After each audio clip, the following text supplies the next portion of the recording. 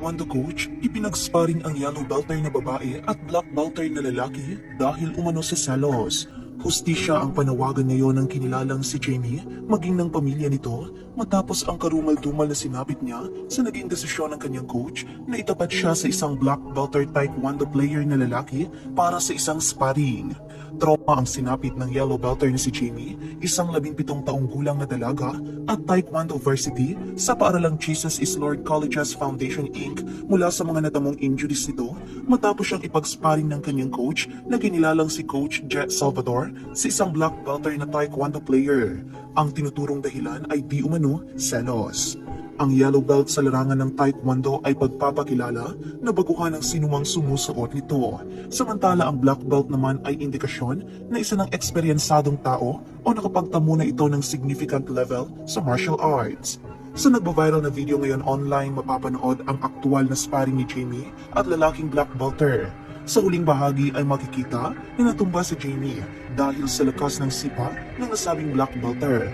Kapansin-pansin rin ang tila pag-aalala ng kumuha ng video matapos masaksihan ang pagbagsak ng dalaga. Base sa balitang kumakalat sa social media at base na rin sa interview mula sa ina ni Jamie, sinadya umano ng coach na ipaglaban ang black belter at yellow belter dahil na rin umano sa selos na kung saan patuloy na iniimbestigahan. Sa iba't ibang social media platforms ay trending ngayon ang Justice for Jamie na naglalayo na sana'y mabigyan ng hustisya ang pangyayari ito. Ayon sa post ng kamag-anak ni Jamie, nalagay umano sa alanganin ng buhay ng kanyang pamangkin matapos itong mag 50-50 sa operation room for nose alignment. Kailangan din umano itong mag-undergo ng MRI para malaman kung may natamaan ba itong ugat sa utak.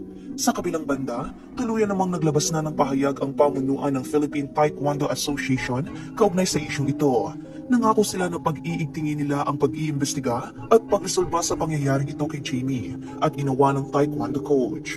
Rest assured that we are taking matters seriously. We are working with our jurisdiction in determining the facts of the events to ensure accountability within our community. Samantala, narito naman ang komento ng mga netizens. Poor officiating, poor coaching, unsupervised sparring, no self-control. Nasa na ang tenets nyo? Remember, students are there to learn. You are paid to teach, not to expose students to savage training. They paid you to learn self-defense, not to be abused. Sana makasuhan yan pati yung coach at yung referee. Di na naawa. Dapat obvious na mismatch, tinigil na. Justice for Jamie. Blame the coach on this. Mismatch talaga. OMG.